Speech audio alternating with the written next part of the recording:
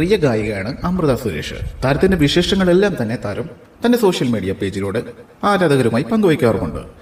സ്നേഹവും സംഗീതവും നിറഞ്ഞ ജീവിതമാണ് താരത്തിന്റെ. ഇപ്പോൾ ഇത് താരത്തിനും പറ്റിയ ഒരു വലിയൊരു അബദ്ധത്തെക്കുറിച്ചാണ് താരം വെളിപ്പെടുത്തിയിരിക്കുന്നത്.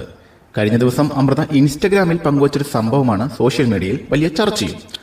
അമൃതയുടെ അടുത്ത ബന്ധുവിന്റെ വാട്സപ്പ് നമ്പറിൽ നിന്ന് അമൃതയ്ക്കൊരു സന്ദേശമെത്തി. സന്ദേശം മറ്റൊന്നുമല്ല, എന്നും തട്ടിപ്പുകാരുടെ സ്ഥിരം നമ്പറായ എമർജൻസി ആയിട്ട് എനിക്ക് കുറച്ച് ഫണ്ട് വേണം എന്നുള്ളതായിരുന്നു.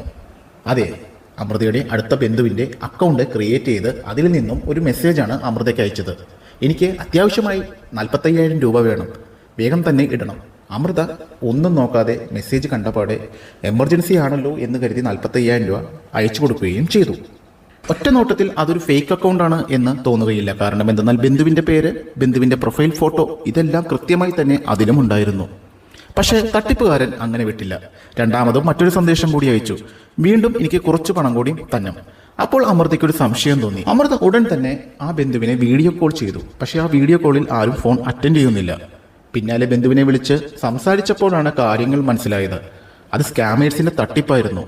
ഉടൻ തന്നെ സൈബർ സെല്ലിൽ പരാതിയും നൽകി താരം. എന്നിരുന്നാലും ട്രാൻസാക്ഷൻ ചെയ്ത എമൗണ്ട് 45,000 രൂപ താരത്തിന് ഇപ്പോൾ നഷ്ടപ്പെട്ടു എന്നാണ് അറിയുവാൻ സാധിക്കുന്നത്. തട്ടിപ്പുകാരൻ ഹാക്ക് ചെയ്ത വാട്സപ്പ് അക്കൗണ്ട് ഉപയോഗിച്ച് അമൃതയുടെ മറ്റു കുടുംബാംഗങ്ങൾക്കും സുഹൃത്തുക്കൾക്കും തട്ടിപ്പിനായി മെസ്സേജുകൾ അയക്കാൻ തുടങ്ങി. വളരെ മാനസിക സമ്മർദ്ദം അനുഭവിച്ച അമൃത പിന്നീട് സോഷ്യൽ മീഡിയയിലൂടെയാണ് ഈ സംഭവം ആരാധകരുമായി പങ്കുവച്ചത്. അവരുടെ വാക്കുകളിൽ നിന്ന് എല്ലാം വ്യക്തമാണ്. ഇത് എനിക്ക് മാത്രമല്ല, നമുക്ക് ഓരോരുത്തർക്കും സംഭവിക്കാവുന്ന ഒന്നാണ്. അതുകൊണ്ടാണ് താരം ഇപ്പോൾ തുറന്നു പറഞ്ഞതും. ദയവായി ഒരിക്കലും ഏത് സന്തോഷത്തെയും വിശ്വസിച്ച് പണം അയക്കരുത്.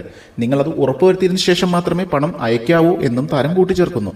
ഇന്ന് സാമൂഹ്യ മാധ്യമങ്ങളിൽ വഴി വരുന്ന തട്ടിപ്പുകൾ വളരെ വലുതാണ്. എന്ത് തന്നെയാണെങ്കിലും എല്ലാവർക്കും ഇതൊരു പാഠമാകട്ടെ. വരും നിമിഷങ്ങളിൽ കൂടുതൽ വാർത്തകൾ അറിയാം.